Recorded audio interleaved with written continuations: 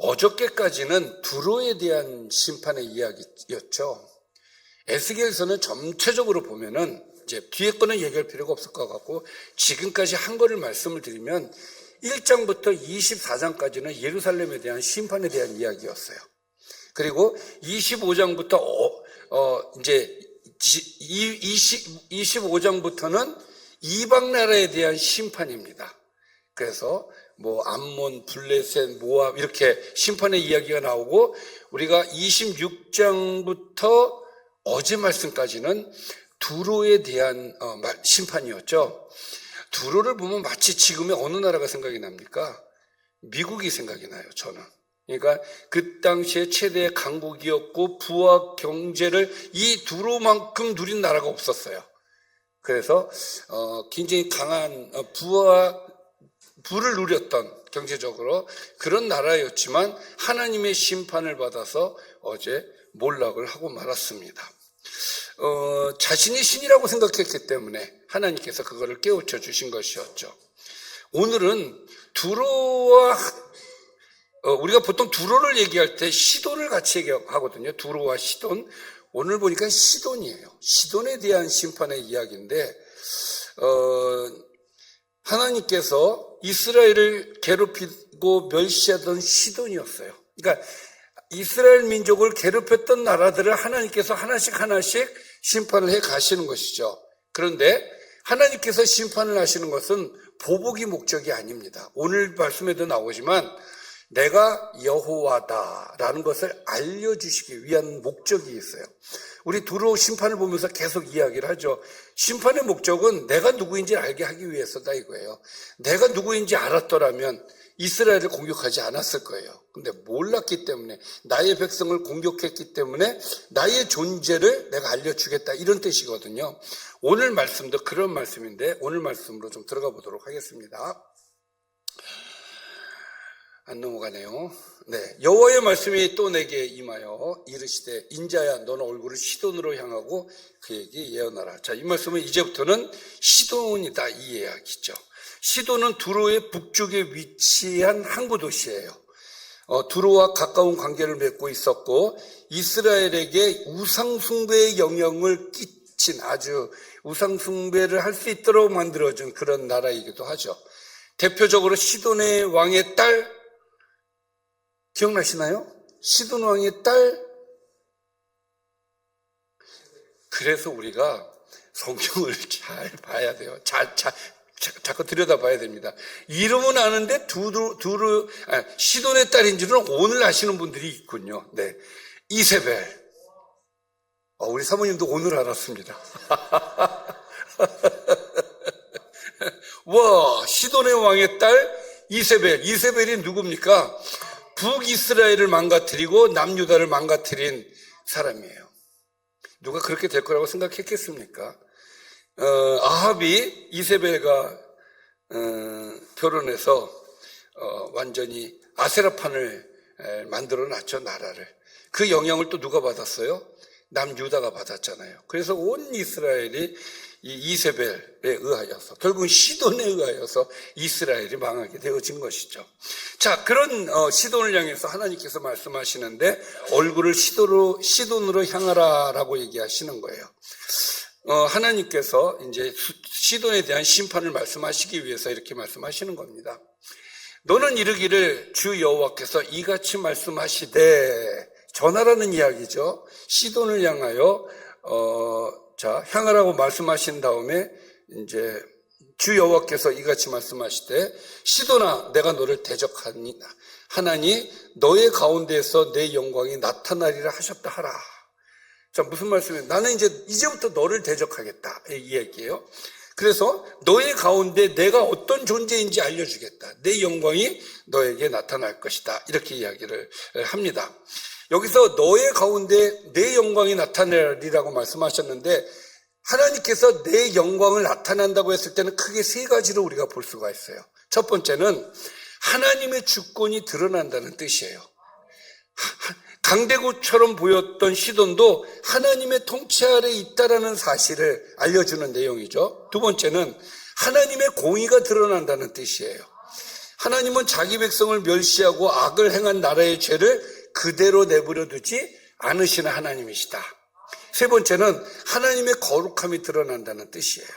거룩하신 하나님은 죄와 악을 용납하지 않으시며 반드시 죄는 심판하신다.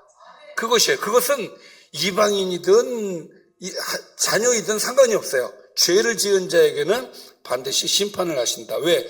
하나님께서의 입장에서는 내가 거룩하니 너도 거룩해라. 거룩하지 않으면 하나님의 심판이 임하는 거예요. 그래서 내가 그 가운데서 내 심판을 행하여 내 거룩함을 나타낼 것이다예요. 그러니까 심판의 목적이 뭐예요? 내 거룩함을 드러내기 위한 것이죠. 하나님의 거룩함은 뭡니까? 죄를 그대로 내버려 두지 않으신다는 거예요. 하나님께서 시돈을 하시려는 것은 내 백성을 건드렸기 때문이 아니에요. 하나님의 거룩함과 공의를 드러내시기 위해서 하나님께서는 심판을 하시겠다 이것이죠. 그러니까 하나님의 거룩함은 하나님의 성품입니다. 죄를 보고 그냥 넘어가시지 못하시는 하나님의 고유한 성품인 거예요. 그러니까 믿는 자든 믿지 않는 자든 죄를 지은 자에게서는 하나님께서 심판을 하신다는 것을 우리는 알아야 되겠습니다. 그러면 하나님께서 이렇게 심판을 통해서 어떠한 목적이 있으시냐? 무리가 나를 여호와인 줄 알지라. 그러니까 지금까지 우리 하나님께서 심판하시겠다 하면서 끊임없이 주신 말씀 중에 하나가 이거였죠. 내가 여호와인 줄 알게 하겠다는 거예요. 심판을 통해서. 왜? 모르니까. 하나님에 대한 존재를 모르니까 내가 심판이라는 이것을 통해서 나의 존재를 알려주겠다. 그때서야 비로소 하나님은 살아계시는구나. 이제 이렇게 하나님께서 알려주시겠다는 것이죠. 시돈 사람들은 자기들이 섬기던 우상이 아니라 여호와께서 역사의 참된 주권자이심을 심판을 통해서 하나님께서 알려주시겠다라고 선언을 하시는 거예요.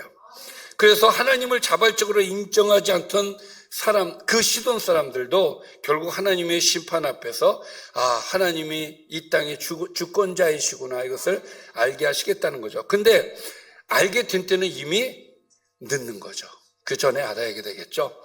자, 그래서 그럼 어떤 방법으로 그들에게 시돈에게는 어떤 방법으로 심판을 하시느냐? 내가 그에게 전염병을 보내며 그의 거리에 피가 흐르게 할 것이다. 이렇게 얘기를 하시죠. 전염병은 우리가 한번 겪어봐서 알죠. 저는 전염병이 그렇게 무섭다는 생각을 해본 일이 없어요. 코로나가 오기 전에는. 그 이전에는 전염병이라는 말을 들었지만 그 정도로 그렇게 무서운 것이라는 것은 생각을 해본 일이 없거든요. 근데 코로나를 통해서 전염병이 굉장히 무서운 거구나. 근데 만약에 이 코로나보다 10배, 100배나 되는 이 전염병이 우리한테 왔을 때 우리는 어떻게 되겠습니까? 아마 속수무책일 거예요. 아무리 과학이 발전을 해도 하나님의 그 심판 앞에서는 인간은 어쩔 수가 없어요. 그냥 하나님의 심판을 받아들일 수밖에 없는 그런 존재라는 것이죠. 코로나를 통해서 그걸 깨달았어요. 하나님께서 한번 손드시면은 우리는 어쩔 수가 없구나. 그냥 그 성경에 보면 꼭 심판을 하시는 그 내용들을 보면 전염병으로 심판하시고 자연으로 심판하시고, 그러니까 예를 들어서 일본에 왔던 쓰나미를 보면서 저거보다 조금 강도가 높은 게 오면은 일본은 완전히 가는 거구나. 여러분, 저는 일본한테 늘 감사하면서 사는 사람입니다. 왜 웃으세요? 이 꿈나무교회 목사는 일본을 좋아하는구나. 좋아하는 건 아니고요. 감사한다고요. 왜 감사하냐? 일본이 우리에게 주는 혜택, 그 나라가 우리에게 많은 도움을 줍니다. 무엇을 줘요? 쓰나미를 막아줘요. 태풍을 막아주고. 그래서 우리는 늘 개인적으로는 좀 고마워야 된다, 이 생각이 좀 들기는 하는데, 그 이상도 그 이하도 아닙니다. 그러니까 그런 의미에서 일본이 고맙다는 얘기지. 일본을, 저도 어려서부터 일본에 대해서는 그렇게 긍정적으로 배우지 않았기 때문에 지금도 긍정적이지 않아요. 그러나, 고마운 건 고마운 거죠. 예. 제가 이제 올 초에 제가 일본을 갔었는데, 일본은 기독교가 1%도 안 된대요. 불쌍한 나라예요. 그러고 보면 불쌍한 나라예요. 우리는 복받은 나라고 그 나라는 불쌍한 나라입니다. 사실 미국에서 선교사들이 밀려 들어올 때 우리나라를 향해서 처음에 들어온 게 아니었단 말이에요. 일본을 향해서 들어왔단 말이에요. 일본에 왔다가 조선이라는 나라가 있네. 이렇게 해서 이제 우리나라에 선교사들이 들어오게 됐으니 그것도 감사 아니겠습니까? 그런 의미에서 감사합니다. 자, 어쨌든 전염병을 보내시겠다라고 하는 걸 보면 하나님께서 심판으로 주로 사용하시는 전염병, 그리고 그의 거리에 피가 흐르게 하겠다라고 말씀하시잖아요. 전쟁으로 인해서 성읍 안에 많은 사람이 죽게 되겠다라는 거예요. 피를 흘린다라는 의미는 그런 겁니다. 그리고 사방에서 오는 칼에 상한 자가 그 가운데서 엎드러질 것인즉 무리가 그때야 비로소 나를 여호와인 줄을 알게 될 것이다. 시도는 사방에서 침략을 받아 무너지게 될 것이라는 이야기고요. 바다와 성벽을 의지하던 시돈도 하나님께서 보내시는 심판을 피할 수가 없다. 선언을 하시는 것이죠.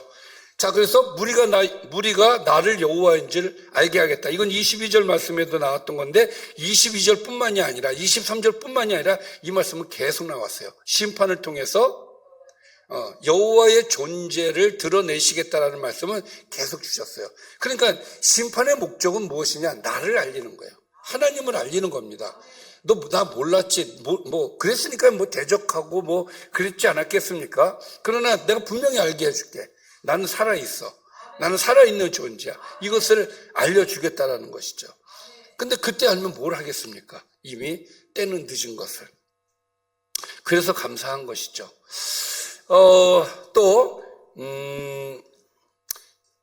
상대적인 것인데, 자, 이 나라들은 다 이스라엘을 괴롭혔던 나라들이에요. 그래서 여기에 뭐라고 얘기하냐면, 이스라엘 족속에게는 그 사방에서 그들을 멸시하는 자 중에 찌르는 가시와 아프게 하는 가시가 다시는 없게 하겠다.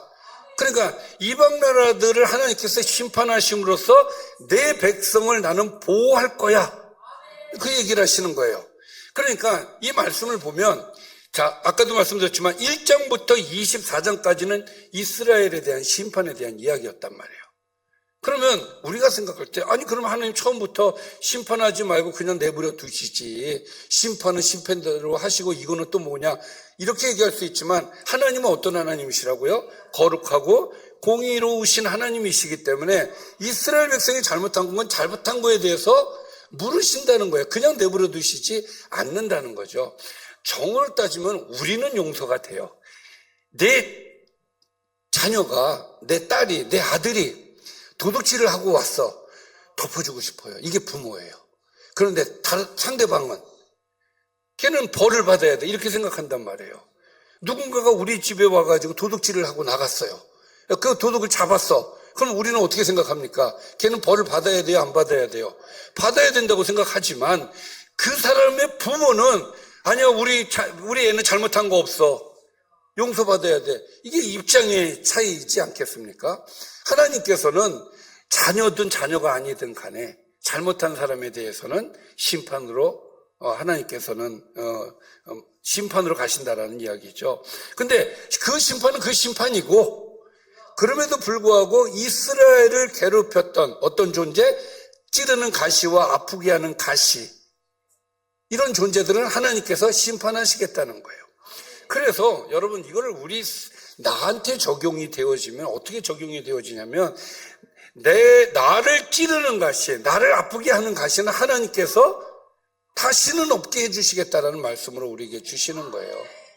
그러니까 여러분, 우리가 오늘 아침에도 말씀을 나눴습니다마는 하나님의 백성은 하나님께서 끝까지 지켜주시는 분이에요. 다만 잘못을 했을 때는 물으신다, 이 얘기예요. 그러니까 우리가 하나님 앞에 심판을 받지 않으려면 간단해요. 하나님 앞에 범죄하지 않으면 됩니다.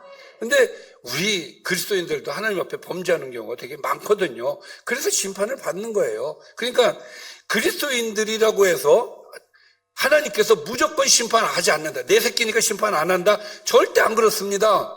내 새끼도 잘못하면 하나님은 심판하세요. 왜? 그렇죠. 공의로우신 하나님, 거룩하신 하나님이기 때문에 그래요.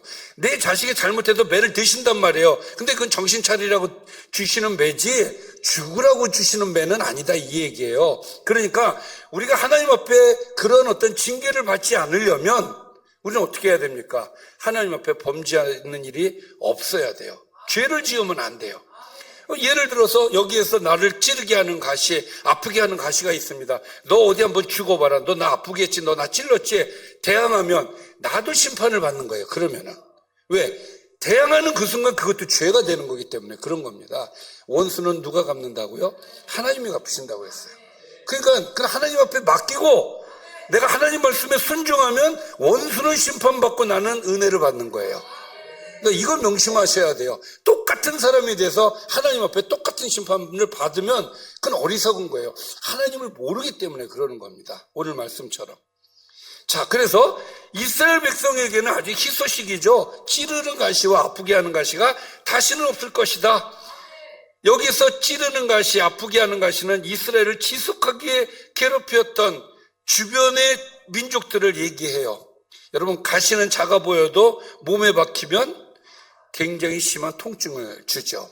하나님께서는 가시를 이처럼 주변 민족들은 이스라엘을 침략하고 조롱하고 우상숭배로 유혹함으로써 끊임없이 고통을 준 나라들이에요. 자, 그리고 하나님께서 가시를 제거하신다는 것은 이스라엘을 괴롭히던 원수들을 심판하셔서 자기 백성이 더 이상 그들로 인해서 고통받지 않게 막아주시겠다라는 말씀이죠. 그러니까 하나님은 늘 이런 마음이시다 이거예요. 우리를 보호하시려고 하는, 막 찌르려고 하는 못 찌르게, 야 비켜, 이렇게 해주시는 하나님이시단 말이에요. 눈에 보이지 않지만 분명히 우리 하나님은 그런 하나님이시다. 자, 그 다음에 이스라엘의 심판 가운데 가장 큰 심판이 심판을 하면서 이스라엘이 망하고 그들을 어떻게 하셨어요? 바깥으로 쫓아내셨어요. 그 땅에서 쫓아내시고 포로로 붙잡혀가게 하셨단 말이에요. 그런데 25절 보면 주 여호와께서 이같이 말씀하셨느니라. 내가 여러 민족 가운데 흩어져 있는 이스라엘 족속을 다시 모으겠다. 왜? 심판이 끝났기 때문에 그래요. 징계가 끝났기 때문에 다시 불러드리겠다 이거예요. 그리고 그들로 말미암아 여러 나라의 눈앞에서 내 거룩함을 나타낼 것이다. 그들이 고국 땅 내 종 야곱에게 준 땅에서 거주하게 될 것이다. 자, 앞에서 시본을 심판하심으로써 하나님의 거룩함이 나타났지만 여기서는 이스라엘을 회복하심으로 하나님의 거룩함이 나타나는 거예요. 하나님은 죄를 심판하심으로 거룩함을 나타내시며 언약을 지킴으로써 자기 백성을 회복시킴으로써 또 거룩함을 나타내시는 거예요. 약속을 하셨거든. 자기 백성들에게 약속을 하셨단 말이에요. 이 약속을 내가 지키겠다. 할렐루야.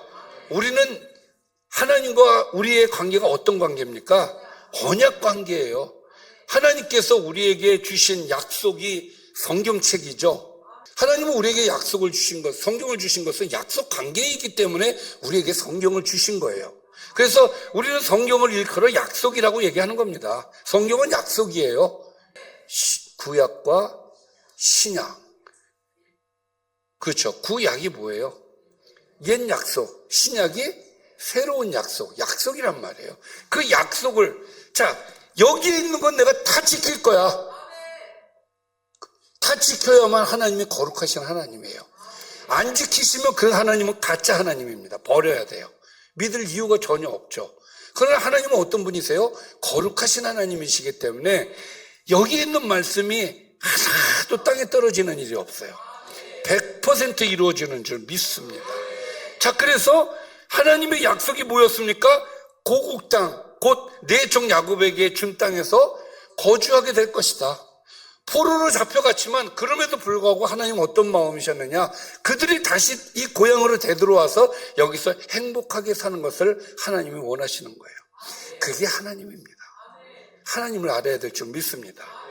자, 그래서 이 말씀은 뭐냐면은 이스라엘을 괴롭혔던 나라들을 심판하시고 이스라엘은 다시 회복시켜 주겠다. 이 땅으로 다시 오게 해 주겠다.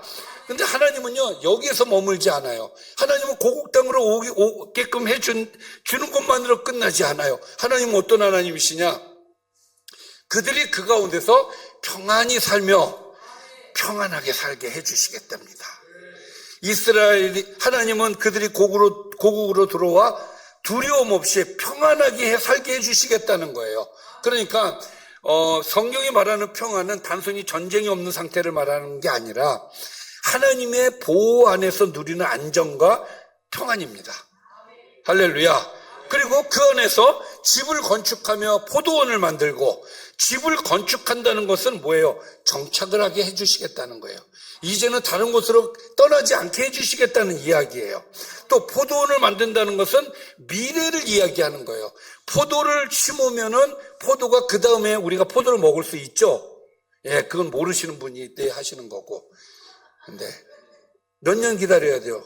한 3년은 기다려야 될 겁니다. 제가 정확히 잘 모르겠는데 포도 그 다음에 못 먹어요. 한 3년은 지나야 그때부터 포도를 먹을 수 있어요. 그러니까 그만큼 하나님께서 3년이라는 긴 시간 동안 그런 것들을 작물을 재배하고 살아갈 수 있도록 미래를 하나님께서 책임져 주시겠다라는 약속인 거예요.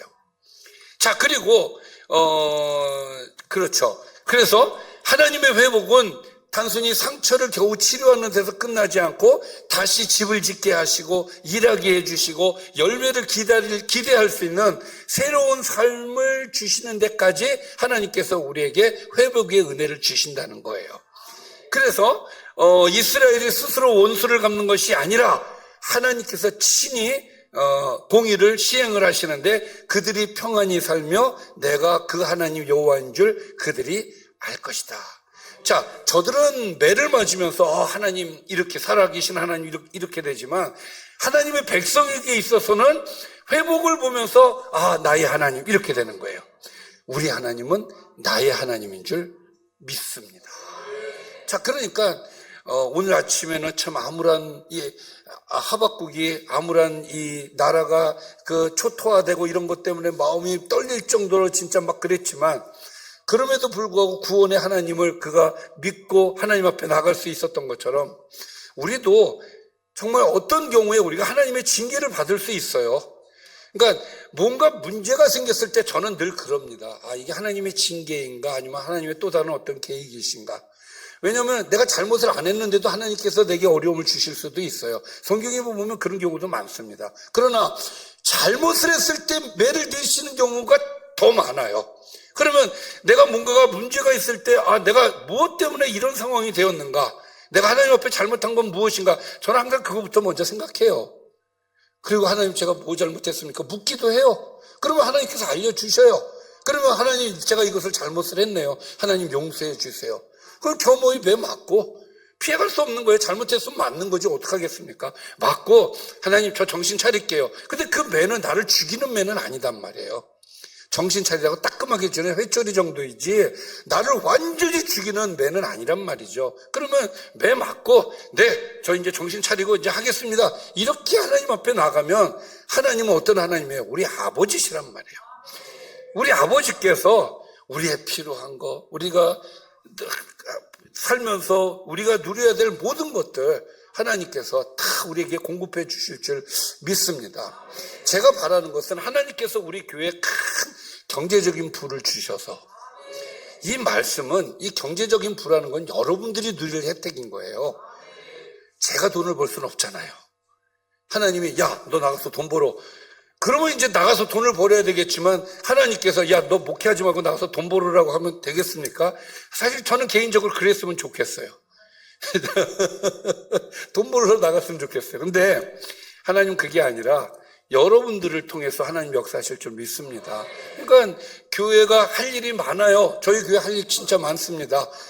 그 할 일들 우리 여기 주보에 보면은 아주 굉장히 저보다는 굉장히 스케일이 커가지고 세계보고마, 저는 한 번도 세계보고마를 생각해 본 일이 없는데 세계보고마, 우리에게 기회를 주신다면 세계보고마를 하고 싶어요.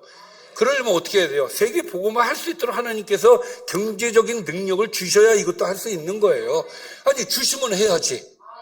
안 그렇습니까? 주시면 해야지. 안 주시면 못하는 거지만 주시면 해야 되지 않겠습니까? 그러니까 하나님께서 우리에게 주시는 만큼 우리는 얼마든지 할 수 있는데 우리가 그 소망은 가져야 되겠다라는 말씀을 드리고 싶은 거예요. 이왕 우리가 교회인데 이왕이면 좀 더 하나님 앞에 좀 정말 열심히 일했다. 정말 좀 사이즈 크게 일했다. 그렇게 하나님 만났을 때 그렇게 얘기할 수 있으면 얼마나 좋겠습니까? 저는 그렇게 되기를 바랍니다. 그러면 방법이 없어요. 교인들이 복을 받는 수밖에 없습니다. 할렐루야. 이게 누이 좋고 매부 좋고예요. 할렐루야. 그래서 우리 교회는 반드시 쓰임받게 되는 교회가 될 줄 믿습니다. 우리의 삶에도 오랫동안 또 찌르고 아프게 하는 가시가 있을 수 있어요. 그러나 하나님은 자기의 백성의 눈물과 상처를 외면하지 않으신다는 사실을 믿으시기 바랍니다. 때가 되면 가시를 제거해 주시고 흩어진 삶을 다시 모아주시고 무너진 자리에 집을 짓게 하시고 포도원을 만들게 하시는 줄 믿습니다. 그러므로 오늘 아픔이 회복의 마지막 이야기는 뭐야? 그러니까 이 내용, 오늘 말씀이 슬픔으로 끝나는 게 아니란 말이에요. 하나님께서 우리를 회복시켜 주신다는 해피엔딩으로 끝나는 말씀이기 때문에 반드시 하나님을 의지하시기 바랍니다. 그래서 하나님은 우리에게 주시는 하나님 우리에게 평안을 주실 것인데 하나님께서 우리에게 주시는 평안을 통해서 하나님은 무엇을 드러내시겠다고요? 그렇죠. 내가 너희의 하나님이다. 내가 너의 하나님이야. 이거를 드러내시겠다라는 말씀이 오늘의 말씀인 겁니다. 여러분, 과연 우리 하나님이시구나. 이 은혜가 있으시기를 주님의 이름으로 축원합니다.